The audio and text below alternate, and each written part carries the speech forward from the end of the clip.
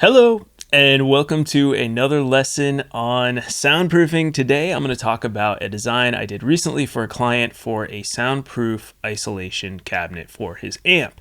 So if you have been in the market of either looking to buy one or trying to research how to build one, I hope this video helps you on that journey and teaches you a little bit about how I approach soundproofing smaller spaces, like for an amp cabinet or a bass cabinet, or really whatever you want to put in that box and not hear it in the outside world.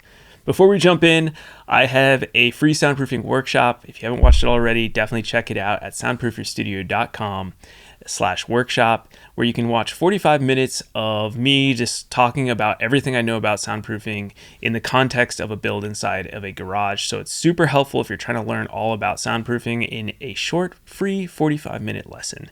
So to watch that again, just go to soundproofyourstudio.com/workshop. My name is Wilson Harwood. I am a studio designer and acoustician based in Nashville, Tennessee, and I make my living designing home recording studios. All right, let's jump into this lesson all about how to build your own soundproof ISO cab. Alrighty, so I have a client's ISO cabinet right here that I have designed for his studio, and I'm just showing just the ISO cabinet just for clarity in this video. So what we're going to do is go over the main components of this and break it down into its main parts. So here's the finished ISO cab box. If we look inside, you can see there's a Marshall cab that's the size perfect for my client, and I will show you how I built this. I will say right off the bat that this design does not have ventilation, and if you had like a tube amp in there and it got really hot, then you would definitely want to incorporate some form of ventilation.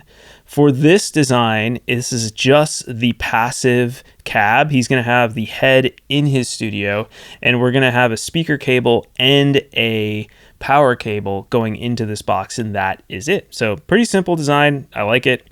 Let me show you how it's all done. So first, we're just going to start with the framing. Here is the general dimensions. I'll just show you the inside dimensions here so you can kind of see that. Nothing too crazy. Again, this is specific to his design, so yours could be whatever dimensions you want. 2 feet, 8 1/4 inches roughly deep, and then we've got 3 feet 6 9/16 across. Let's just say 3 feet 6 inches around there. And the height of this guy, just so you can see here, is going to be 3 feet 9 3/4 inches. So that, and then I've got a 36-inch door, which is going to be 2 feet 10 inches wide to support that door, and then to the top of that door is going to be 3 feet 4 3/4. This is going to have to be a custom built door, and I'll talk about that in this lesson here, because you definitely can't buy a solid core door that size. And if you cut solid core doors down to smaller sizes, it can destroy the integrity of the door itself. So you got to be careful how much you cut down a solid core door. And in this case, I'm really just thinking about building a custom door, so I'll show you how I do those. But yeah, this is the basic framing, nothing crazy. This is a basic idea of how to frame the box, putting these on center here in the center of these so that everything's structurally sound. So that is our frame. I'm using 2x4s in this design, which is probably what I'd recommend to hold the support of the layers of drywall. So the next thing we're going to do is we're going to add in our actual isolation system. So as many of you know, I'm switching to hush frame rafts. So this is another example where I'm using hush frame rafts here. Because this is such a small design, I'm placing the hush frame rafts in a non-typical scenario, which is going to be more than enough structural support for what I'm doing. But basically, I put them in the center of the bottoms all the way around. And then you've got them here on the inside here of the door posts on either side. And then there's some on the ceiling as well on either end, just to hold the supports. So that's the hush frame rafts. And then I just need to add in the 1x3 furring channel. So hush frame rafts are cool because you can use 1x3 wood furring channel. And this is really just what you screw the drywall into, is these 1x3s, which decouples it from your outside structure. So that's how you get the soundproofing, which is really important. You can't just make a soundproof amp box with no decoupling. Otherwise, it would just be a really heavy box, and it won't give you the results that you're ultimately after. So for space, I just did a hush frame raft system. You don't need to put them on the outside. You could if you wanted to. It might be overkill for what you're doing, but for this and for cost benefits, I always just put one side is the hush frame rafts and the other side is 2 layers of drywall. So then once we've got that going on, you can see our amp in there, make sure it fits. There's our insulation in there, covering up all the parts. This is important before you put on the drywall, that you have the insulation in your system. And then we're going to add our drywall. So the drywall here would go 2 layers of drywall attached directly to the hush frame rafts 1x3 furring channel. And I'm going to just take off the top here so you can kind of see. This is important. This is how I do all my drywall. See how it's staggered? So to do this properly, you really have to put your drywall in 1 layer at a time. So you do your whole first interior layer all the way around sides and the ceiling, and then you do the second layer, and then that way everything will line up perfectly. And that also means for the top ceiling. And then we also have that for the exterior of our system as well. So if you look at the exterior drywall, and then if we look at the interior drywall, so 2 layers of drywall on the ceiling, and then there's this air gap here, and then there's 2 layers of drywall in there as well. Now you just need to get your doorway, and you also, I haven't diagrammed this in, but I would put this in my 2-dimensional construction plans for this client, but wherever side, like let's say you want to put the side here or on the back side, wherever you're going to send your power and your speaker cable into this amp box, you're going to need to put as small a hole as possible. And what I'd recommend doing is going in, and let's say it's on the back, and I would say let's put the hole maybe on this side of the drywall. So we're going to put it over here, and then we'll stagger it through the frame. So if we take off the insulation here, so let's say we want to send this cable through here, you might put it through here and then have it come at a slightly smaller angle over here. Maybe not, you could drill through this and have it come all the way over here. It really just depends on what you want to do. And then you would drill that hole through your drywall as small as you can, and then just use either basically just acoustic caulk around where the penetration is over here. And you can even use some putty pad if you wanted, but honestly the acoustic caulk will probably be fine if it's a small hole. And same thing on the inside wherever you have it penetrate over here. And that's the best you can do with cables and cords going through your walls. Just create the smallest hole possible for those cables. So this would be like just a power cable. I think in this design, what I would do is just honestly run an extension cord through here, have maybe a power strip inside of here, and call it a day. And then that extension cord should technically be on an audio outlet, which is a whole nother thing, which I talk about in my other videos with just making sure you have clean power. But that's the idea there. I didn't draw all that in because it's just messy, and I can do it in the 2-dimensional plans. So now let's take a look at the door. This is the, like any door in soundproofing, this is the tricky part. So what we're going to do here is first build the actual door leaf. So here's our door leaf. And when I talk about the leaf, because when we have a door, it's confusing in construction because we have the frame, we got the jamb, we got the door stops. There's so many pieces of a door, but the door leaf is the actual door itself. And this is like a little mini Hobbit door, basically. 3 hinges on the side here.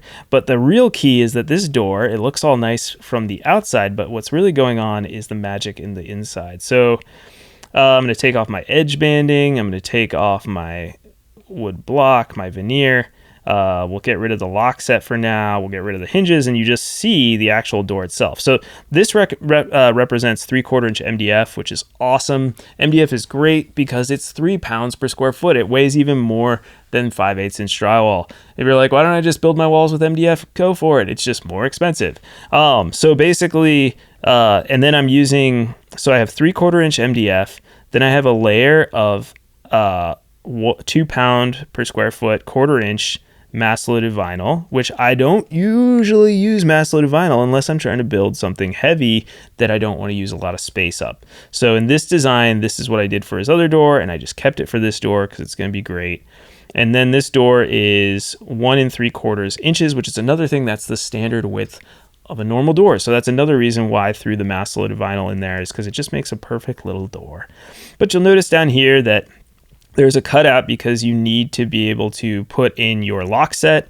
So you have to build a cutout here. This is just going to be like 6 inches by 6 inches, so forth. And then you put your lock set in there, which in this case will just be a door handle. Unless you really want to lock your system, you could put a lock door handle in there. And then how do you make this look pretty? You could literally just not make it look pretty and it would be easy. It's just like, okay, this is just a door. It's MDF. You paint the MDF.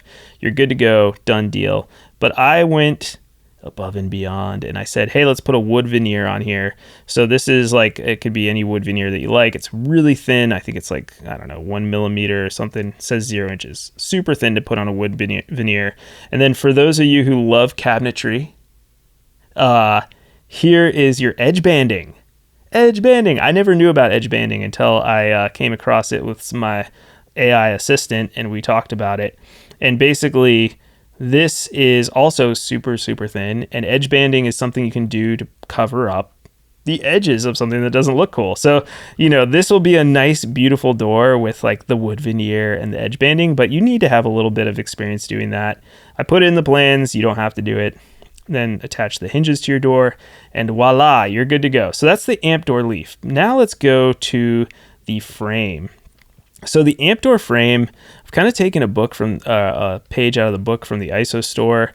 I would build your frames out of hardwood. So this means like oak, maple, beech is what they use. It's a little harder to source. You might have to plane it.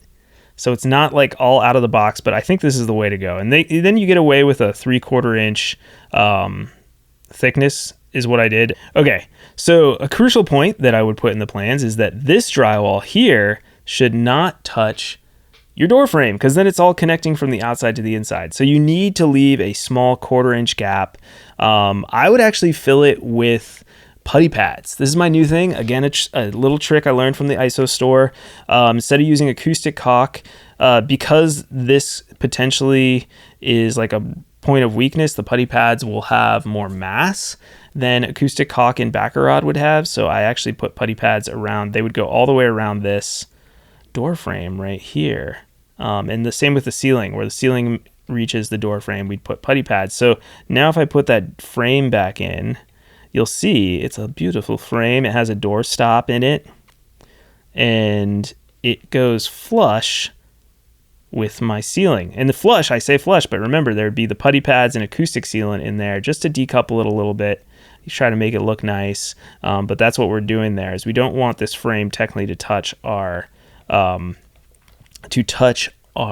frame, the drywall and the frame to touch. Okay, sweet. So now we have our frame. Again, the big piece of this, which I forgot to mention at the beginning of the video, is this is on a concrete slab. If you are building your amp box on like the second floor of a house or the first floor or on a wood deck floor of any kind, the amp will 100% vibrate through the bottom of the floor. I'll have to have another video for another day on how I would do that, but essentially you'd have to build a floating floor inside your amp box, which thank goodness for my client, we're being smart and we're building this amp box on a concrete slab in his basement. A lot of things in soundproofing, you might be like, oh, Wilson, I want to build it, blah, blah, blah. I'm like, you really need to build things in the right location to start with to eliminate like 90% of the problems you're going to encounter with soundproofing. So starting in a bad location just means you're starting off on the wrong foot and everything you do will be more expensive, more difficult, and you'll get worse results. So don't do that. So anyways, that's my spiel on building an amp box, not on a concrete slab. And then for the door, we would just attach our door leaf to the frame now. So we had the hinges attached. We're just going to pull it in and attach the hinges to the frame. No biggie. Make sure it closes. Put in our lock set. Make sure that attaches correctly there. All good stuff. And then we're going to do the door threshold. So this is the PDS threshold from ISO Store, which I'm like a big fan of them because their stuff is very cheap. That's creating a continuous seal all the way across. And notice how our door stop doesn't go all the way to the bottom. And this is important because the door stop needs to allow space for the door threshold to create a really, really nice tight seal at the bottom. Then we'll do the PDS surface mounted doors. So this is like another surface mounted door stop that would go on the back of it, and it provides even more isolation on the bottom, and it would drop down into your threshold. And this is how I do all my doors. If you buy the IsoStore door, you can get a mortised one. If you wanted to get fancy with this door, you could make it mortised, meaning this is cut out into the bottom of the door. But honestly, I think it's more trouble than it's worth for this design. And then lastly, we're going to use the PDS door seals, so these are the PDS door seals. They just go on like adhesive. And so you'd put one up against the door stop. See how it has like 3 layers, and the door would just hit up into that, and that would create a seal. And then you do 2 of them with a little air gap, because it's like hits the first one, hits the second one, locks in place. And those give a nice tight air seat all the way around the perimeter. And each one is only $38 per door, and this is a small door. Maybe you could do 1 set of 38, but I'd probably still buy 2. But anyways, that's like very affordable for your perimeter seal.